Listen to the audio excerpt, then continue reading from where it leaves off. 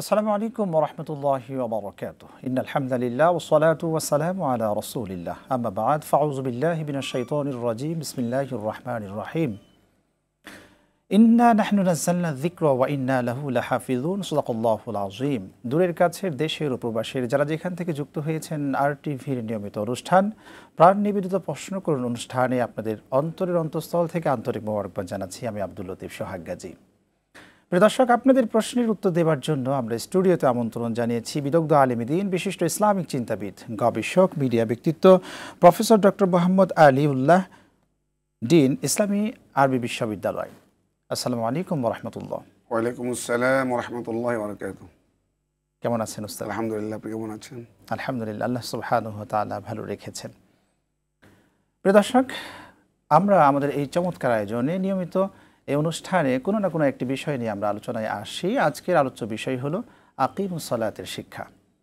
এই বিষয়ে আপনি প্রশ্ন করুন এবং আপনার জীবন ঘনিষ্ঠ নানা ধরনের প্রশ্ন থাকলে আপনি করতে পারেন ইনশাআল্লাহ। টিভি স্ক্রিনে একটি ফোন নাম্বার দেওয়া রয়েছে, সেই নম্বরে আপনাদের প্রশ্নের উত্তর কোরআন, সুন্নাহ এবং বিজ্ঞান ভিত্তিক দেওয়া হবে ইনশাআল্লাহ। জি আলহামদুলিল্লাহ।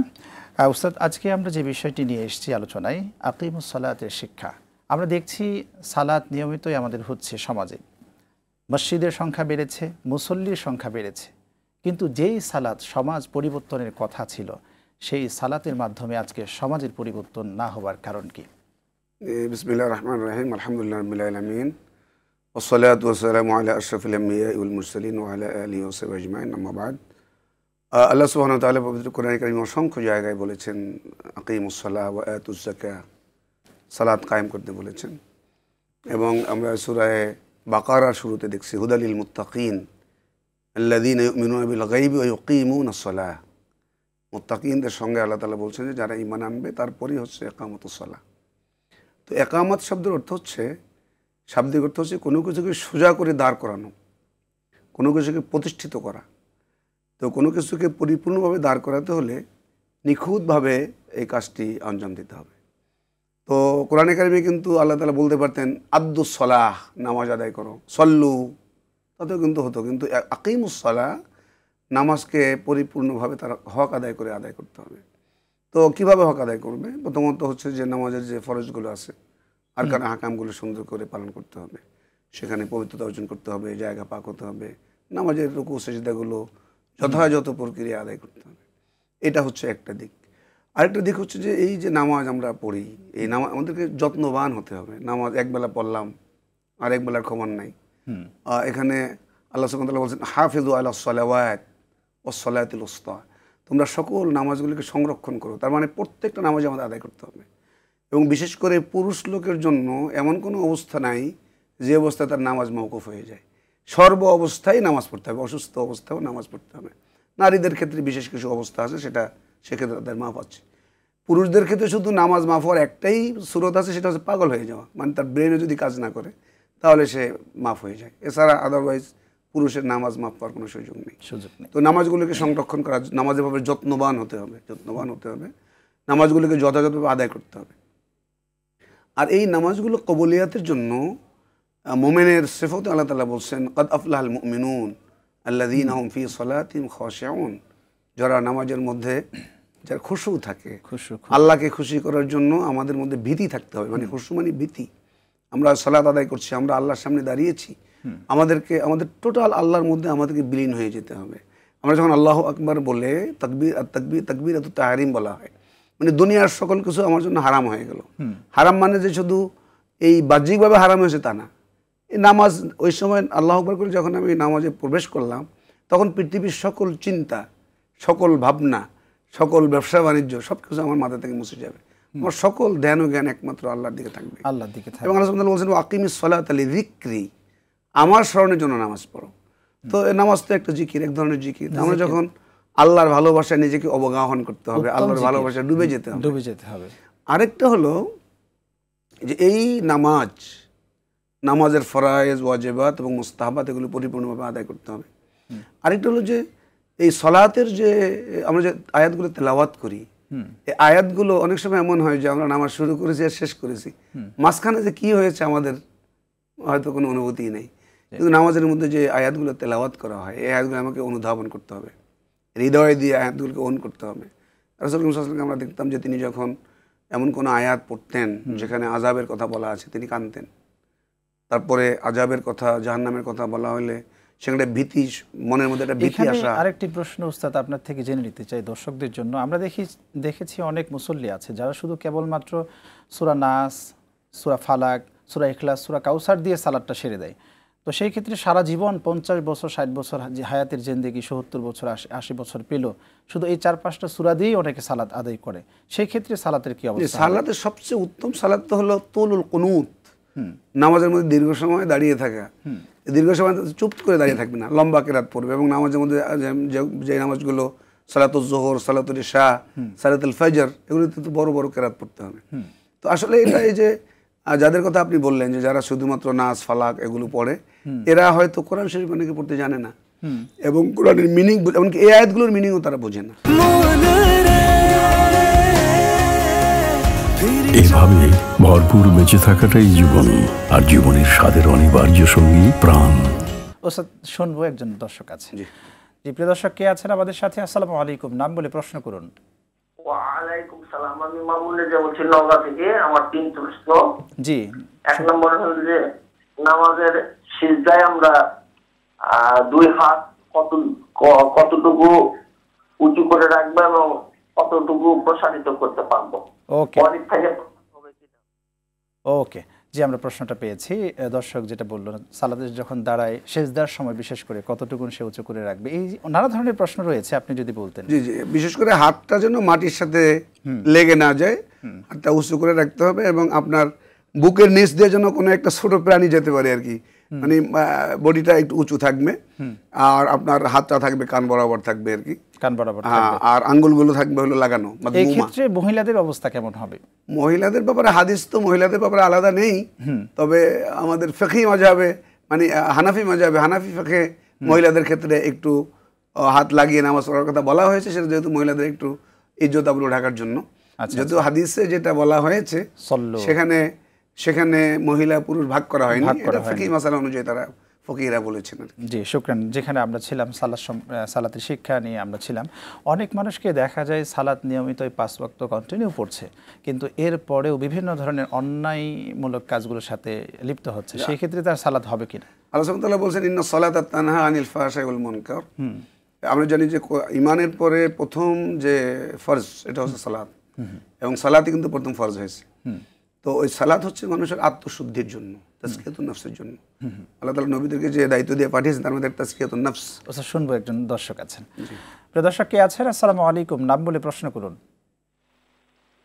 আসসালামু আলাইকুম। ওয়ালাইকুম সালাম, শুনছি, প্রশ্ন করুন। প্রশ্ন হচ্ছে ওই রাত্রেবেলা ফজরের আগে একটা স্বপ্ন দেখছিলাম যে আমি রাস্তা দিয়ে হাইটে যাচ্ছি, দেখলাম যে একটা কবরস্থান ভাঙ্গা। তো ভাঙ্গা দেখার পরে আমি ভাবলাম যে কবরস্থানটা ঠিক করে দেই। সে কবরস্থানটা ঠিক করতে যায় আমি দেখলাম যে একজন ভিতরে একজন বসা আছে, পাঞ্জাবি পরা, হ্যাঁ, দাড়ি এবং মাথায় টুপি দেওয়া। তো দেখে আমি সালাম দিলাম, সালাম দিয়ে নেয় নাই, শুধু ইশারা করে নিচে নেওয়ার পরে আমি ওনার পা টিপতে আমি ডাকনা পায়ে গেছি। পরে কিছুক্ষণ পরে ফজরের আযান দিতে। তো এটা আমি একটু হযরতের কাছে জানাইতে চাচ্ছেন, এই স্বপ্নের ব্যাখ্যাটা কি? জি, আমাদের উস্তাদ আপনি শুনেছেন সরাসরি, আপনি যদি বলেন। আরেকটা ফোন নিয়ে আসে, দর্শক আছেন। জি, দর্শক কে আছেন? আসসালামু আলাইকুম, নাম বলে প্রশ্ন করুন। আসসালামু আলাইকুম, আমি শফিকুল বলছিলাম রংপুর থেকে। জি, শুনছি, প্রিয় ভাই, প্রশ্ন করুন। প্রশ্ন হলো হুজুর, আমি একদিন রাত্রে একটা স্বপ্ন দেখছি ফজরের আগে, সেটা হলো আমি এক রাস্তা দিয়ে হাঁটে যাচ্ছিলাম। ওকে, আপনার প্রশ্ন আমরা শুনেছি, আপনি আমাদের সাথেই থাকুন, আপনার প্রশ্নের উত্তরেই যাচ্ছি। জি, তো আসলে এই স্বপ্নের ব্যাখ্যাগুলো আমরা লাইভে সাধারণত দেই না। আচ্ছা আচ্ছা, এগুলো লোকাল আলেমদের কাছে শোনাটা ভালো। উনি ভালো স্বপ্ন দেখেছেন, আসলে স্বপ্নটা কোন সময় দেখেছেন এটা একটা বিষয় থাকে, কোন কাতে শোয়া অবস্থায় দেখেছেন। তো আপনি যেটা দেখেছেন যে আপনি কবরের পাশ দিয়ে যাচ্ছেন, কবরটা সংস্কার করতে গেছেন, তারপরে দেখছেন যে একজন মানুষ ভালো জামা কাপড় পরে বসে আছে, তাকে সালাম দিয়েছেন। আমি এই পর্যন্ত ভালো শুনেছি, তারপরে অংশটা ভালো শুনতে পারিনি। এরপরে হচ্ছে এরকম হতে হতে একটা সময় তার আজান হয়ে গেছে। আলহামদুলিল্লাহ, আপনি ভালোই দেখেছেন। তো আপনি যেহেতু কবর দেখেছেন, আপনাকে একটা ওয়ার্নিং দেওয়া হলো আর কি, যে আপনি দুনিয়ার মোহ ত্যাগ করে আল্লাহ সুবহানাহু দিকে আপনি আকৃষ্ট হন এবং আল্লাহ সুবহানাহু তাআলাকে খুশি করার জন্য আপনার আল্লাহ সুবহানাহু ওয়া তাআলার যে ইবাদতগুলো আছে এগুলো ভালো করে করেন, দান খয়রাত করেন, এবং ইসলামের যে স্তম্ভগুলো আছে, ইসলামের যে আরকান আহকাম আছে, এগুলোকে ভালো করে পালন করেন। এমনটা হতেই পারে যে সচেতন আল্লাহ রাব্বুল আলামিন স্বপ্নের মাধ্যমে করেছেন। সচেতন করে দিয়েছেন। জি, শুকরান, আপনি সুন্দর বলছেন। উস্তাদ, যে জায়গায় আমরা আলোচনায় ছিলাম যে মানুষ সালাত, নামাজ, রোজা এই যে এগুলো পড়ছে, এরপরে কন্টিনিউ সে অন্যায় কাজের সাথে লিপ্ত হচ্ছে, ইবাদতগুলো হবে কিনা? এটা না, ইবাদত হবে কিনা এটা তো আসলে ইবাদত হবে, আচ্ছা, কিন্তু মূল কথাটা হচ্ছে যে ইবাদতের যে মজা, একজন জন্ডিস রোগী তাকে ভালো খাবার দিলেন, একজন সুস্থ মানুষকে একই খাবার দিলেন, দুজনে কিন্তু স্বাদটা দুই রকম পায়। আপনি সালাত শুনবো, একজন ফোন আছে। প্রিয় দর্শক কি আছেন? আসসালামু আলাইকুম, নাম বলে প্রশ্ন করুন। আসসালামু আলাইকুম। ওয়ালাইকুম সালাম, শুনছি। আমি ভাটি পড়াতে আমি লিখিতগঞ্জ থেকে মোহাম্মদ জাউল হক বলছিলাম। আসসালামু আলাইকুম, ভালো আছেন? আমরা ভালো আছি, আপনার প্রশ্নটি করুন।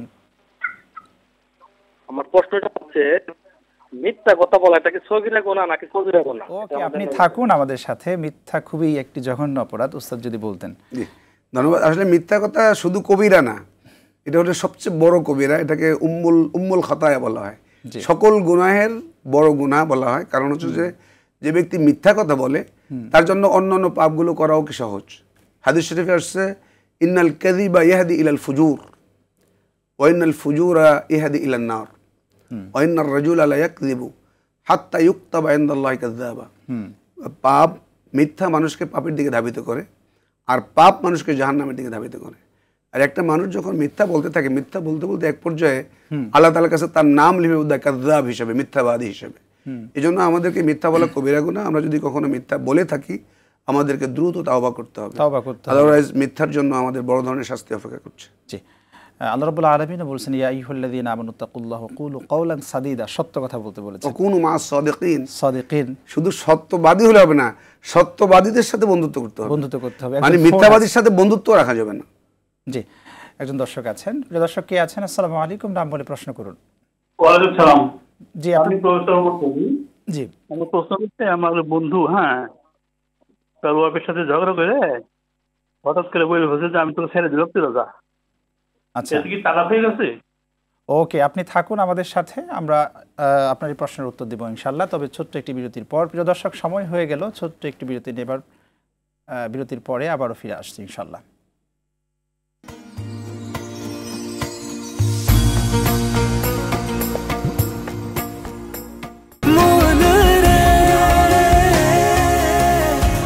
এভাবে ভরপুর বেঁচে থাকাটাই জীবন, আর জীবনের স্বাদের অনিবার্য সঙ্গী প্রাণ।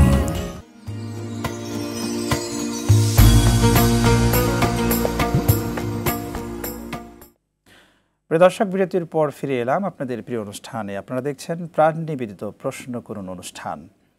জি, আমরা আলহামদুলিল্লাহ অনুষ্ঠানে ফিরে এসেছি। আমরা যে আলোচনায় ছিলাম, আকিমুস সালাতের শিক্ষা নিয়ে আমরা আলোচনায় ছিলাম। এর পূর্বে একজন দর্শক আমাদেরকে তালাক সংক্রান্ত একটি প্রশ্ন করেছেন। কেউ যদি এমনি মজার ছলেও বলে দেয় যে তোমাকে তালাক দিয়ে দিলাম, বা কেউ বললো যে এক তালাক দিয়ে দিলাম, সেক্ষেত্রে কি তালাকটা কি প্রক্রিয়া হবে? আসলে তালাকের মাসালাটা তো একটু সূক্ষ্ম মাসালা। তালাকের মাসালা আমরা লাইভ থেকে সাধারণত দিতে চাই না, এগুলো লোকাল আলেমদের কাছে শোনা ভালো। যেহেতু তালাকের দুই ধরনের শব্দ আছে, একটাকে বলে তালাক লফজে সরি, লফজে কিনায়া। আচ্ছা, সরি শব্দ দ্বারা যদি তালাক দেয় প্রকাশ্য, যেমন তোমাকে তালাক দিলাম, নিয়ত না থাকলেও রসিকতা করে দিলেও তালাক হয়ে যাবে, রাগের বশবর্তী, সেটা অন্য মশলা। আর যদি আমরা কেনায়া, বাপের বাড়ি চলে যাও, তোমাকে ছেড়ে দিলাম, তোমাকে রাখবো না, এই জাতীয় শব্দ দ্বারা তালাক সংগঠিত হয় যদি সে তালাকের নিয়ত করে। আচ্ছা, এটা একটা বিষয় আছে। তারপরে আরেকটা মশলা আছে যে একসাথে তালাক কয়টা তালাক দিচ্ছে উনি, এক তালাক না, দুই তালাক, তিন তালাক, যেহেতু প্রত্যেকটার বিধান আলাদা। আবার একসাথে তিন তালাক দিলে মাসালা কি, এটার বিধান আলাদা। এই জন্য আমি প্রিয় ভাইকে বলবো যে আপনি স্থানীয় কোনো আলেমের কাছে বা ইমামের কাছে যে জিজ্ঞাসা করেন, বাস্তব অবস্থাটা বলেন, যিনি কাজটি করেছেন তিনি যে সরাসরি বলবেন যে উনি এইভাবে করেছেন, হুকুমটা কি হবে। আমরা এখান থেকে আসলে সরাসরি ওনার মাসালাটা আমাদের দেয়া খুব কঠিন। যদি উনি বলে যায় বাবার বাড়ি চলে যায়, এমনি রসিকতা করে বলে থাকে, নিয়ত না করে থাকে, তাহলে তালাক হবে না। অনেকেই এই কাজটা করে থাকে। তারপরেও আমাদের উপর বিশ্বাস এবং আস্থা রেখে এই ধরনের প্রোগ্রামগুলো, তালাকের শব্দ যদি উচ্চারণ করে, এটা প্রবাদ আছে যে, সরি হাদিস আছে, তালাকুন সালাসুন হাজলুহুন্না জিদ্দুন ওয়া জিদ্দুহুন্না জিদ্দুন, মানে রসিকতা করেও যদি আলফাজে সরিহা দ্বারা তালাক দেয়, তাহলে তালাক ওকে হয়ে যাবে। ওকে, আপনি যেমন রসিকতা করে যদি কারো পেটের মধ্যে ছুরি ঢুকাই দেন, রসিকতা করে দিলেও কিন্তু তার পেট কেটে যাবে, এরকম আর কি। জি, চমৎকার বলছিলেন। একজন দর্শক আছেন। প্রিয় দর্শক কে আছেন? আসসালামু আলাইকুম, নাম বলে প্রশ্ন করুন। আচ্ছা, ওয়ালাইকুম। টেলিভিশন, আমার নাম মোহাম্মদ হোসেন। জি, আমি লাঙ্গুর থেকে বলছি। জি, টেলিভিশনের ভলিউমটা কমিয়ে প্রশ্নটি করুন। আমার প্রশ্ন হচ্ছে কি, সকালবেলা প্রিয় ভাই, টেলিভিশনের ভলিউম কমিয়ে প্রশ্ন করুন। আমার প্রশ্ন হচ্ছে সকালবেলা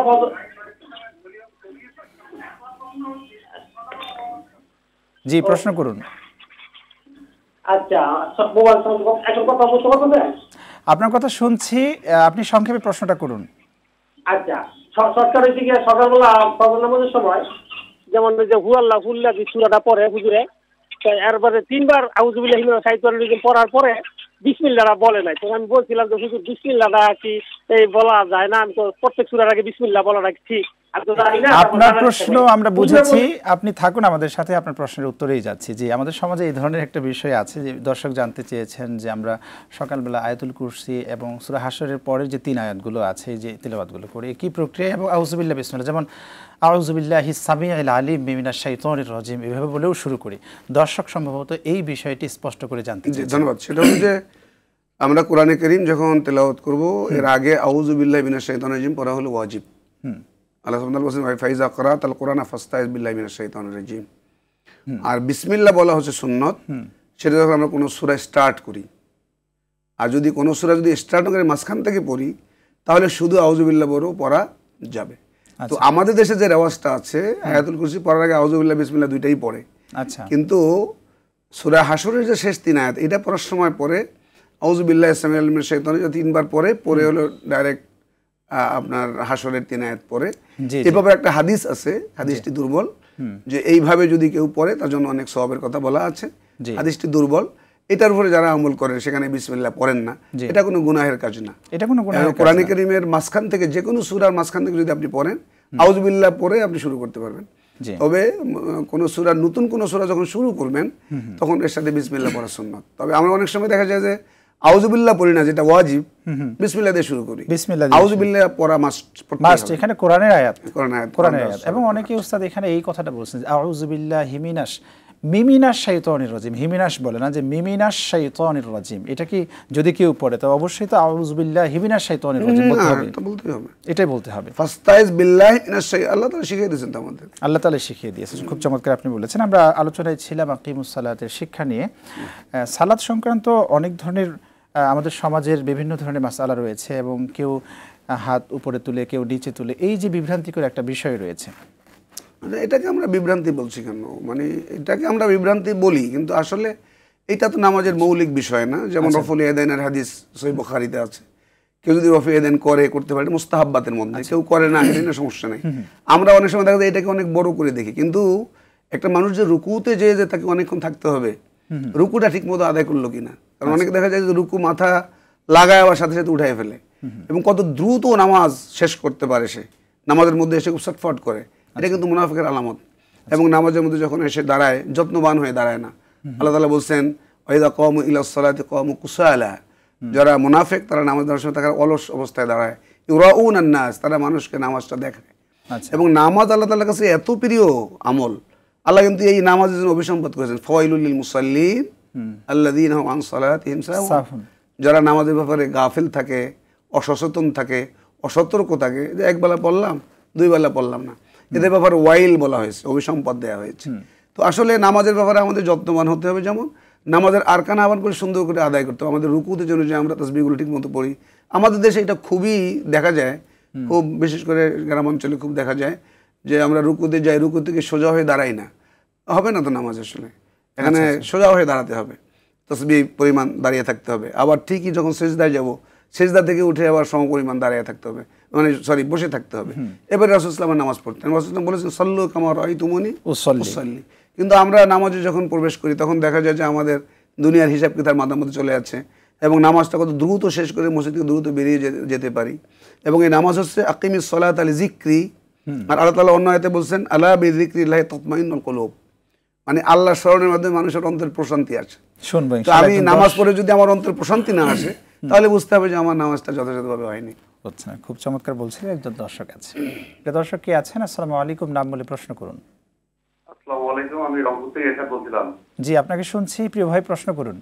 আমি যে আপনার ফরজ নামাজে যে আমরা সিজদায় যাই, সিজদায় যে সুবহান রাব্বিয়াল আলা, সুবহান রাব্বিয়াল আলা, এগুলো বাদে কি অন্য কোনো দোয়া পড়া যাবে কিনা ফরজ নামাজে? ওকে, আর নামাজে তো পড়া যায়, আমি জানি ফরজে পড়া যাবে কিনা। জি জি, আপনি থাকুন আমাদের সাথে। আপনার প্রশ্ন আমরা বুঝেছি যে তাসবিহগুলো আমরা পড়ছি, রুকুর তাসবিহ আমরা যদি সেজদায় পড়ি, সেজদার তাসবিহ যদি আমরা রুকুই পড়ি, বা এই তাসবিহগুলোর বাইরে যদি অন্য কোনো তাসবিহ আমরা পড়ি, আল্লাহ রাব্বুল আলামিন তো অনেক ধরনের তাসবিহ আমাদের দিয়েছেন, সেই ক্ষেত্রে সালাত হবে কিনা? জি, তো আসলে এই রুকু এবং সিজদা আমরা যে তাসবিহগুলো পড়ি, সুবহান রাব্বিয়াল আযীম, সুবহান রাব্বিয়াল আলা, এগুলো তাসবিহাতের মধ্যে একটা তাসবিহ। সহিহ হাদিস দ্বারা আরো অনেক তাসবিহ প্রমাণিত আছে। আপনি রুকুতে যে এই তাসবিহের সাথে আরো অন্যান্য তাসবিহ পড়তে পারেন, বা এই তাসবিহ বাদেও সেই তাসবিহ পড়তে পারেন। আমাদের মরহুম আব্দুল্লাহ জাহাঙ্গীরের একটা বই আছে, রাহে বেলায়াত, এই বইয়ের মধ্যে আছে। এর বাইরেও অনেক বই আছে। এবং সিজদার মধ্যে একটা চমৎকার দোয়া আছে, আল্লাহুম্মা বিকা আমানতু, আল্লাহ সাজাদা ওয়াজহি লিল্লাযী খালাকাহু ওয়া শাক্কা সামআহু ওয়া বাসারাহু ফাতাবারাকাল্লাহু আহসানুল খালিকিন। আল্লাহুম্মা বিকা আমানতু ওয়া বিকা আল্লাহুম্মা বিকা আমানতু ওয়া লাকা আসলামতু। এভাবে অনেকগুলো দোয়া আছে। তো সিজদার মধ্যেও দোয়া আছে, রুকুর মধ্যেও আরো দোয়া আছে। আপনি হাদিসের কিতাব বা জিকিরের কিতাব থেকে এগুলো মুখস্থ করে পড়তে পারেন। তবে এগুলো যেগুলো এখন পড়ছেন, এগুলো পড়লো নামাজ হয়ে যাবে, একটা জায়গায় আরেকটা পড়লো নামাজ হয়ে যাবে।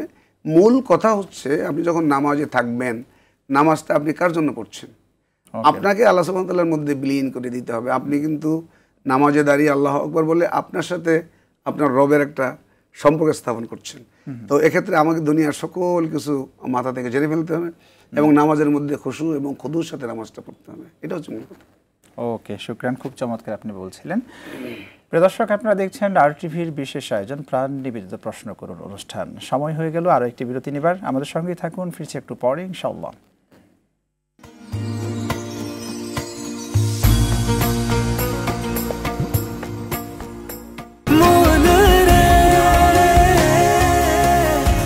এভাবে ভরপুর বেঁচে থাকাটাই জীবন, আর জীবনের স্বাদের অনিবার্য সঙ্গী প্রাণ।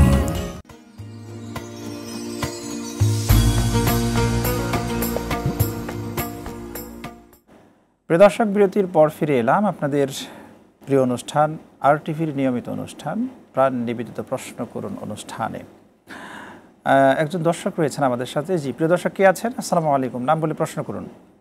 আসসালামু আলাইকুম। ওয়ালাইকুম সালাম, শুনছি আপনাকে। জি, আমি দুইটা কোশ্চেন করতে যাচ্ছি। প্রথম কোশ্চেন হচ্ছে আমরা যে বেতের নামাজ পড়ি, দ্বিতীয় রাকাতে থেকে বৈঠক করব নাকি দাঁড়িয়ে যাব, তৃতীয় রাকাতে বৈঠক করব? ওকে, দ্বিতীয় প্রশ্নটি কোন করুন। নিয়মটা ফলো করব? হ্যাঁ, আমি জানতে চাই কোন নিয়মটা ফলো করব। জি, আপনি প্রশ্ন আপনার বুঝেছি, দ্বিতীয় প্রশ্নটা করুন। যে জুম্মার নামাজে যে দ্বিতীয় কোশ্চেন হচ্ছে যে জুম্মার নামাজ যখন মসজিদে পড়তে যায়, জুম্মার নামাজের আগে ইমাম সাহেব বলে যে সুন্নত নামাজ পড়েন। ওকে, আপনি থাকুন আমাদের সাথে, আপনার প্রশ্নগুলো আমরা বুঝে নিয়েছি, প্রশ্নের উত্তরে যাচ্ছি। জি উস্তাদ, জি প্রথম প্রশ্নটা করলো। যে আমাদের বোনকে ধন্যবাদ। আসলে হাদিস শরীফে যে বেতের নামাজের সূরত বলা আছে, রাসূল করিম সাল্লাল্লাহু আলাইহি ওয়াসাল্লাম একাধারে মানে মাঝখানে তাশাহুদ না করেও একাধারে তিনি 3 রাকাত পড়েছেন, কখনো 1 রাকাত পড়েছেন, 2 রাকাত করে পড়ে 1 রাকাত পড়েছেন, আবার একাধারে 3 রাকাত পড়েছেন, আবার একসাথে 5 রাকাতও পড়েছেন, 7 রাকাতও পড়েছেন। তো আপনি যদি একসাথে এক বৈঠকেই 3 রাকাত পড়েন, আলহামদুলিল্লাহ সুন্নাহ অনুযায়ী হয়ে যাবে। শুকরান। আমাদের অনলাইন থেকে একজন প্রিয় ভাই প্রশ্ন করেছেন। আমাদের বোনের আরেকটা প্রশ্ন ছিল না, কি জানো? হ্যাঁ, জুমার বিষয়ে প্রশ্ন ছিল। জি জি, আমাদের বোনের জুমার যে প্রশ্নটা, সেটা হচ্ছে যে আমরা সুন্নাহ যেটা জানি আর কি, জি জি, আমরা যখন জুমার দিনে মসজিদে ঢুকবো, আমাদের প্রথম কাজ হলো বসার আগেই 2 রাকাত নামাজ পড়ে নেওয়া। রাসূল সাল্লাল্লাহু আলাইহি ওয়াসাল্লাম বলেছেন যে লা ইয়াজলিসান্না আহাদুকুম ইযা দাখালা আহাদুকুমুল মাসজিদা ফালা ইয়াজলিসান্না হাত্তা ইউসাল্লি রাকাতাইন। তোমাদের কেউ যখন মসজিদে প্রবেশ করবে, তখন সেই জন্য 2 রাকাত নামাজ পড়ে বসে, নামাজ না পড়ে যেন না বসে। তো এটা হচ্ছে যে এটা শুধুমাত্র জুমার দিনে না, যে কোনো সময়। আমরা অনেক সময় দেখা যায় যে সাথে সাথে বসে পড়ি। এটা যদিও ফরজ বা ওয়াজিব না, মুস্তাহাব বলেছেন আলেমরা, কিন্তু যেহেতু হাদিসে স্পষ্ট করে বলা আছে, আমার মনে হয় যে এটা পড়তে হবে। বাকি আমরা যে লোকদেরকে ইমাম সাহেব বসায় দেয়, বসুন পরে সুন্নতের সময় দেয়া হবে, এটা আসলে সুন্নতের খেলাফ। আচ্ছা আচ্ছা। আরেকটা হচ্ছে যে জুমার নামাজের আগে মুআক্কাদা নামে কোনো সুন্নাহ আছে কিনা, এটা নিয়ে মাযহাবে ইখতিলাফ আছে। তো রাসূল করিম সাল্লাল্লাহু আলাইহি ওয়াসাল্লাম তো জুমার নামাজের আগে অনেক নামাজ পড়ার ব্যাপারে তিনি বলেছেন যে জুমার নামাজের আগে সুন্নাহ পড়া অনেক আমলের কথা বলেছেন, কিন্তু মুআক্কাদা কিনা এটা নিয়ে ফিকহি ইখতিলাফ আছে। জুমার নামাজের পরে 2 রাকাত নামাজের পরে যে আমরা জুমার নামাজের পরে 2 রাকাত, বাসায় চলে গেলে 2 রাকাত অথবা মসজিদে বসে 4 রাকাত, এগুলো হাদিস দ্বারা সাবিত আছে। জুমার নামাজের পরে যে অনেকে 4 রাকাত পড়ে, হ্যাঁ হ্যাঁ ঠিক আছে ঠিক আছে, ওকে। জি, অনলাইন থেকে একজন ভাই জানতে চেয়েছেন যে ওনার সামর্থ্য আছে, উনি একটা বিয়ে করেছেন, আলহামদুলিল্লাহ খুব ভালো চলছে, কিন্তু উনি চাচ্ছেন যে আরেকটা বিয়ে করতে। সেই ক্ষেত্রে প্রথম স্ত্রী তাকে তো অনুমতি দিচ্ছে না, ইসলামী দৃষ্টিভঙ্গি এই ক্ষেত্রে।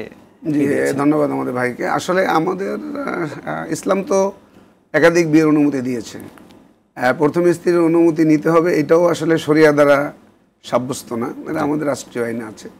তো আসলে মূল বিষয় যেটা, এটা এই দ্বিতীয় বিয়ে বা তৃতীয় বিয়ে, এটা আমাদের অনেকটা পারিপার্শ্বিক বা পরিবেশগত একটা ব্যাপার থাকে। যেমন আমি তো সৌদি আরবে পড়াশোনা করেছি, সৌদি আরবে দেখা যায় যে বাবার দ্বিতীয় বিয়েতে ছেলে বরযাত্রী যায়, আগের মানে প্রথম স্ত্রীর ছেলে বাবার দ্বিতীয় বিয়ের বরযাত্রী বা তৃতীয় বিয়ের বরযাত্রী যায়, এবং বাড়িতে খুব আনন্দ করে, অন্যরা যখন আনন্দ করে ওই বড় স্ত্রীর ছেলেও আনন্দ করে। কিন্তু আমাদের দেশে হচ্ছে উল্টা, আমাদের দেশে যদি কোনো বাবা দ্বিতীয় বিয়ে করতে যায় তো প্রথম স্ত্রীর ছেলে তার সাথে বরযাত্রী যাওয়া তো দূরের কথা, পারলে সে বাবাকে খুন করে ফেলে।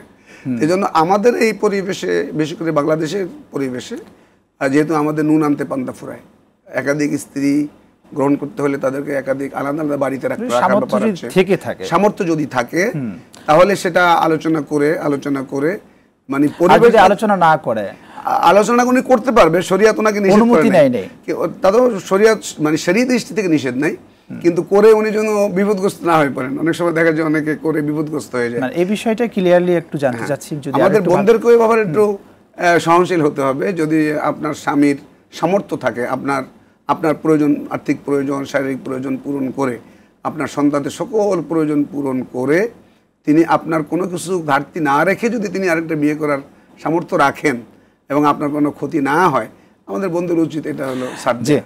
জি, এটা তো হবে না, এটা তো কোনো স্ত্রী মেনে নেবে না। যদি এরকমটা হয় যে আমার সামর্থ্য আছে, অর্থ আছে, আমি আমার স্ত্রীর কাছ থেকে প্রয়োজন হলো না, আমি নিলাম না, তার কাছ থেকে অনুমতি নিলাম না, সেই দৃষ্টিভঙ্গিতে কি ইসলাম কি বলে? শরীয়তে নিষেধ নেই, নিষেধ নেই, কিন্তু বিষয়টা হলো যে সমাজ, যেহেতু বিবাহটা কিন্তু এটা এমন ইবাদত না, নামাজের মতো রোজার মতো ইবাদত না, এটা হচ্ছে এটাকে অনেকটা মুআমালাতের মধ্যে পড়ে আর কি। আচ্ছা, যেহেতু বিবাহটা একটা সামাজিক ইবাদত বলা যায় বা মুআমালাতের মধ্যে পড়ে, তো এটা একটা সামাজিক স্বীকৃতির ব্যাপার থাকে বা সমাজের সাথে। আমাদের দেশে আরেকটা রেওয়াজ চালু আছে, যে মনে করেন একজন স্ত্রী আছে কিন্তু তার আরো 5 জনের সাথে খারাপ সম্পর্ক আছে, অবৈধ সম্পর্ক আছে, এটা তার কেউ সমালোচনা করে না। কিন্তু যখন সে বৈধভাবে আরেকজন স্ত্রী গ্রহণ করে, বলে লোকটা চরিত্র খারাপ, মানে অন্যায়ভাবে যখন করে চরিত্র খারাপ বলে না, এটা আমাদের সামাজিক ব্যাধি। তো আমাদের কোনো ভাই যদি সামর্থ্য রাখেন, আমাদের বন্ধুর উচিত, আমি তাদেরকে মানে মোটিভেশন দিচ্ছি যে বন্ধুর উচিত হচ্ছে এই ক্ষেত্রে ছাড় দেয়া। আর যদি হুট করে বিয়ে করে নিয়ে চলে আসলো, সেই ক্ষেত্রে একটা বিড়ম্বনায় পড়তে হয় না? না, বিড়ম্বনা, যাতে বিড়ম্বনা এড়িয়ে যাওয়া যায়, ঘরের মধ্যে কোনো সংঘাত না হয়, তারপরে ঘরের মধ্যে কোনো বিশৃঙ্খলা তৈরি না হয়, পরিবার যাতে অশান্তি না হয়, এগুলো সব মোকাবেলা করে। আমার এক বন্ধু আছে, ইউনিভার্সিটির ছোট ভাই, বন্ধু ঠিক না, ছোট ভাই, ও হলো 2 স্ত্রী নিয়ে একই সংসারে থাকে এবং একই ঘরে থাকে, এবং 2 স্ত্রীর সন্তানদেরকে এবং 2 স্ত্রীকে সে একসাথে নিয়ে হলো ঈদের বাজারে যায়, এবং এক স্ত্রীর সন্তানের জন্য আরেক স্ত্রী জামা কাপড় চয়েস করে। এটা আল্লাহর নেয়ামত, এটা হয়তো সবার ক্ষেত্রে হয় না। জি, আলহামদুলিল্লাহ। জি, আমরা আজকে আলোচনায় ছিলাম আকিমুস সালাতের শিক্ষা। সালাত যেহেতু মোস্ট ইম্পর্টেন্ট একটা বিষয়, পরিবারে যে আমাদের সন্তানরা বড় হচ্ছে, কত বছর বয়সে সন্তানদেরকে সালাতের তাগিদ দেওয়া উচিত? এই বিষয়টা হাদিসে সুস্পষ্ট বলা আছে। আসলে সালাত হচ্ছে এমন একটা ইবাদত, এখানে হাদিস শরীফে আসছে যে একজন মানুষ মোমেন না কাফের, এটা নির্ধারণ করবে সালাত। কারণ হচ্ছে যে সালাত হচ্ছে ঈমানের একটা অন্যতম। কোনো মানুষকে যদি তুমি দেখো যে সে মসজিদে যাতায়াত করতে পারে, ঈমানের সাক্ষী নিয়ে আসি। জি, প্রিয় দর্শক কে আছেন? আসসালামু আলাইকুম, নাম বলে প্রশ্ন করুন। আসসালামু আলাইকুম।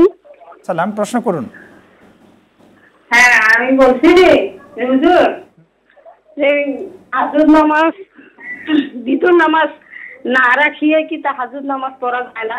ওকে, আপনার প্রশ্ন আমরা বুঝেছি, আপনি থাকুন আমাদের সাথে।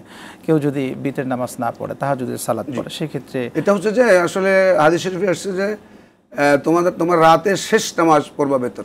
আচ্ছা, মানে রাতের শেষ নামাজ বেতর। যিনি রাতে তাহাজ্জুদ নামাজ পড়ার অভ্যাস আছে এবং তিনি মোটামুটি নিশ্চিত যে তিনি ঘুম থেকে জাগতে পারবেন, তাহলে তিনি বেতর পড়বেন না এশার সাথে। এশার নামাজ পড়ে, এশার ফরজ এবং সুন্নাহ পড়ে তিনি ঘুমিয়ে যাবেন।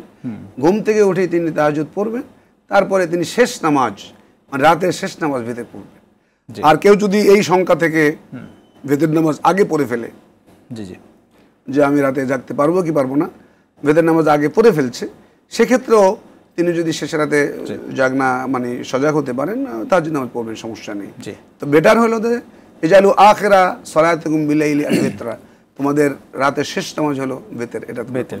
অসংখ্য ধন্যবাদ। আরও অনেক প্রশ্নের উত্তর আপনার থেকে জানার ছিল আমাদেরকে, কিন্তু সময় স্বল্পতার কারণে সেটা হলো না। আপনাকে অসংখ্য ধন্যবাদ, মোবারকবাদ আজকে আমাদেরকে সময় দেওয়ার জন্য। জাযাকুমুল্লাহ খাইরান। প্রিয় দর্শক, আপনারা এতক্ষণ দেখলেন RTVর নিয়মিত অনুষ্ঠান প্রাণ নিবেদিত প্রশ্ন করুন অনুষ্ঠান। আজ এ পর্যন্ত। আগামী পর্ব দেখার আমন্ত্রণ জানিয়ে বিদায় নিচ্ছি। সকলেই ভালো থাকুন, সুস্থ থাকুন। আল্লাহ রাব্বুল আলামিন আপনাদেরকে রাখুন নিরাপদে। আল্লাহ হাফেজ। আসসালামু আলাইকুম ওয়া রাহমাতুল্লাহি তাআলা ওয়া বারাকাতুহু।